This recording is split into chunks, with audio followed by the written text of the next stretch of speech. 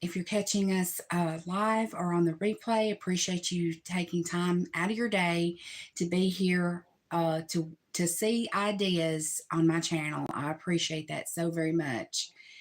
I hope everybody's had a good week. I hope that everything has gone well for you. And if it hasn't, just hold on, things will get better.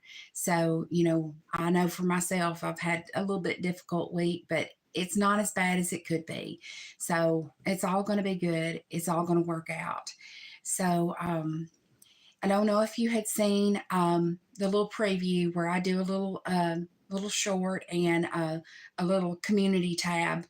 Um, Notification, but we're going to talk about scraps today. And everybody that does quilting has scraps. And I had lost a lot of my quilting fabric whenever I had done my last move.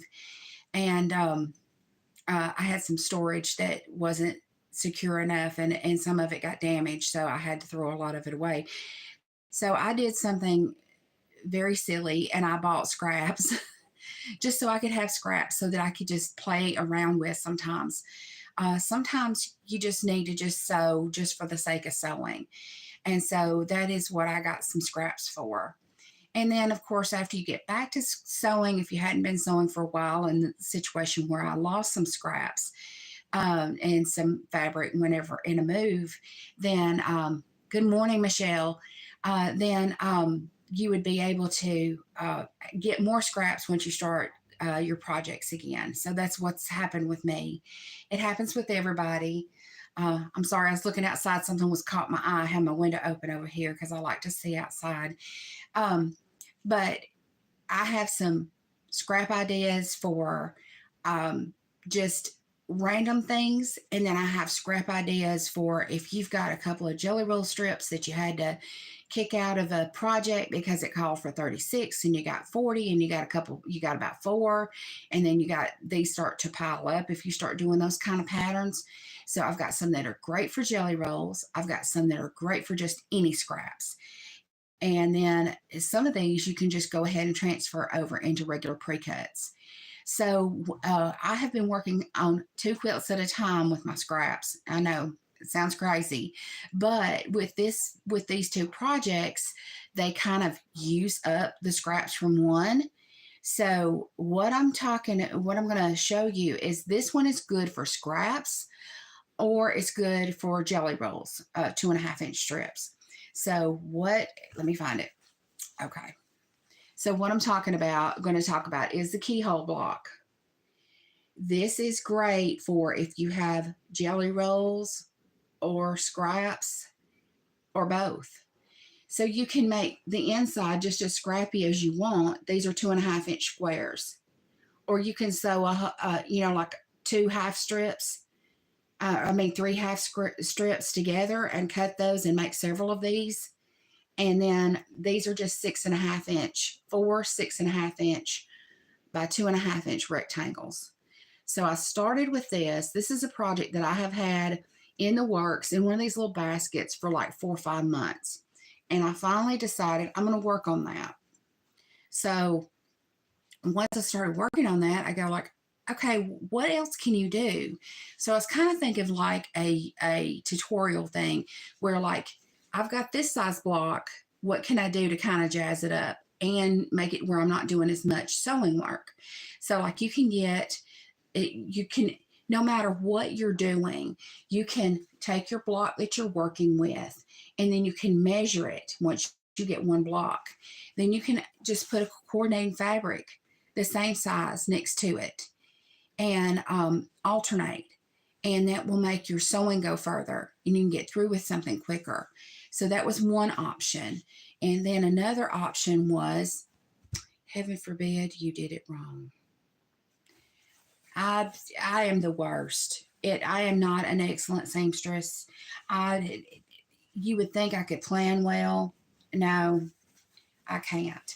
So, but another thing you can do is you can make completely scrappy keyhole blocks.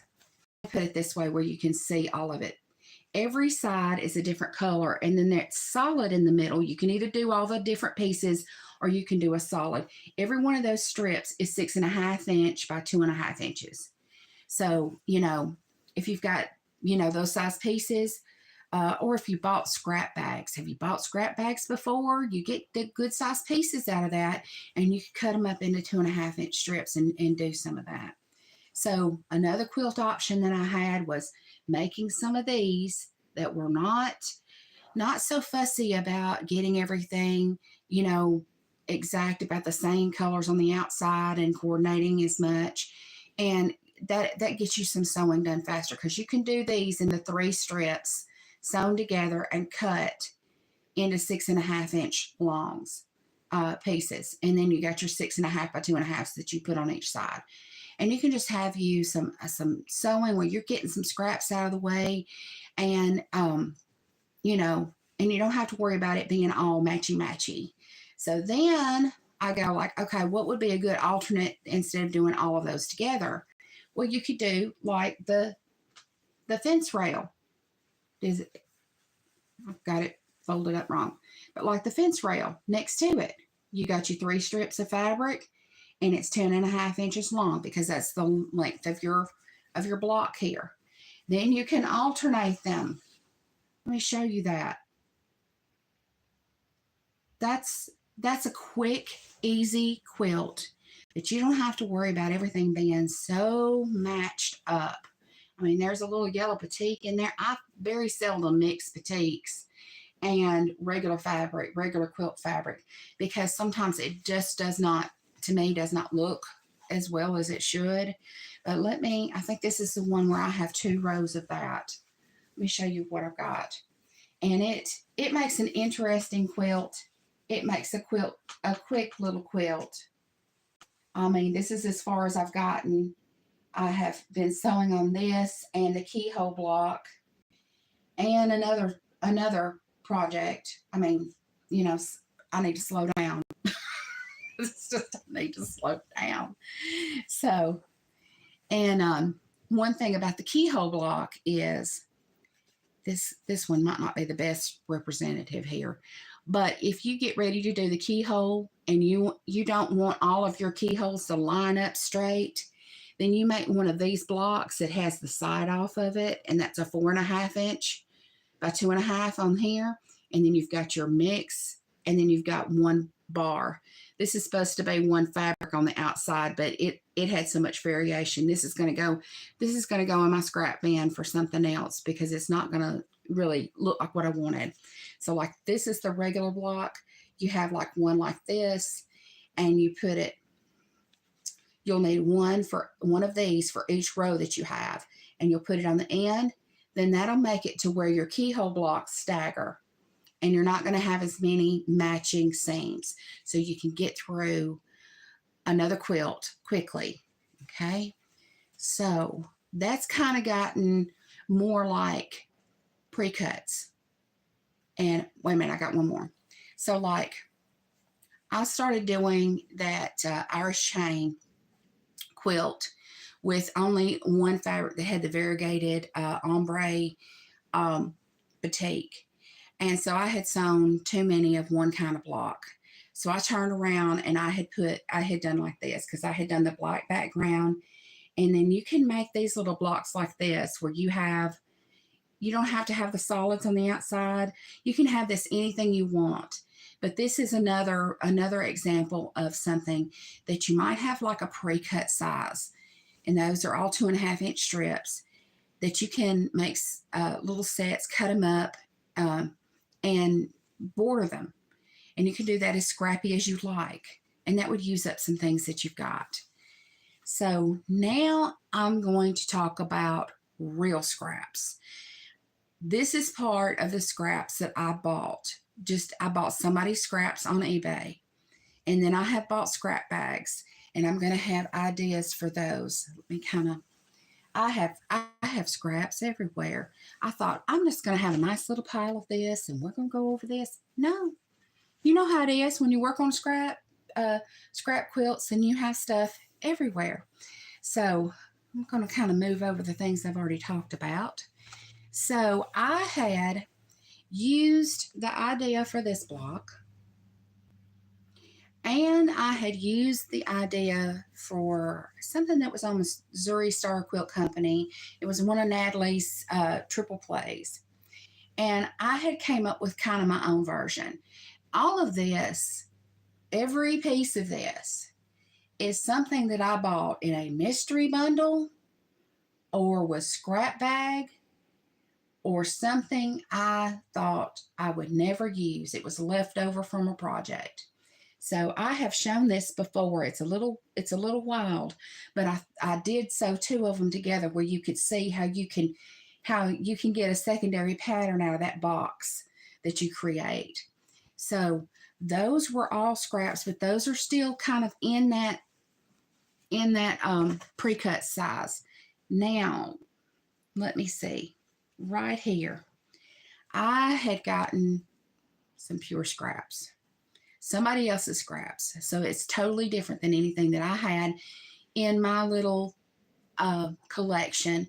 I also did that to stretch myself so that I would do something. So I had gotten some really cute fabric. So this is a start.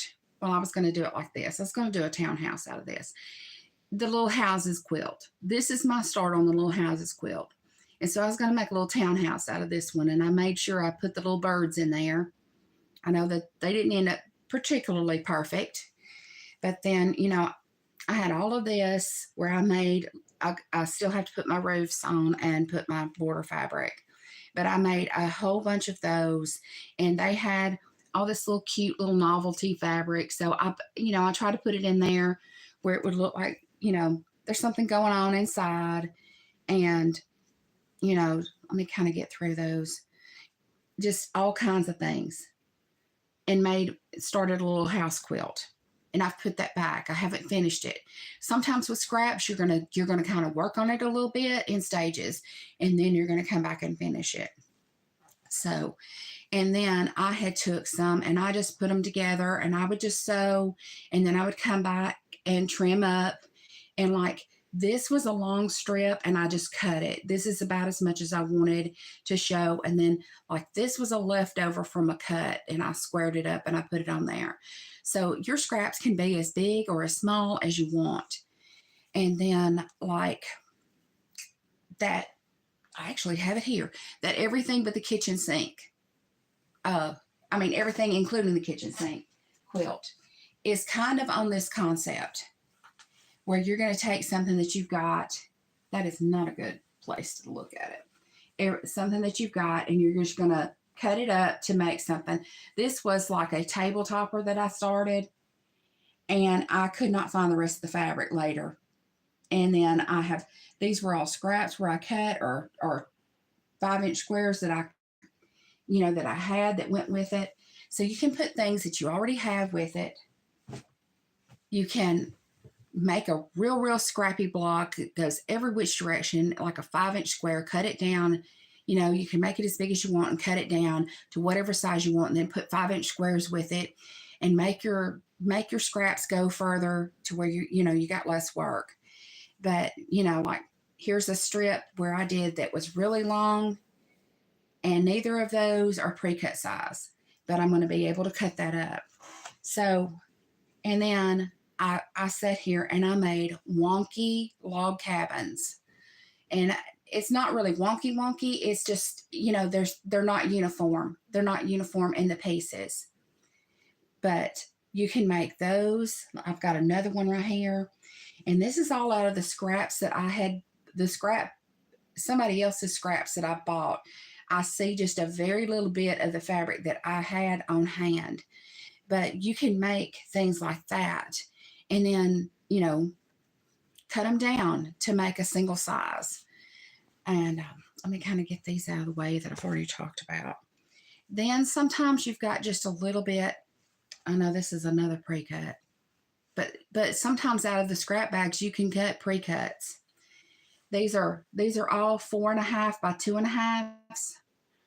Turn different directions. I know they're called potato chips. But you can piece all of those together in different ways. And So there's a lot of things you can do with scraps.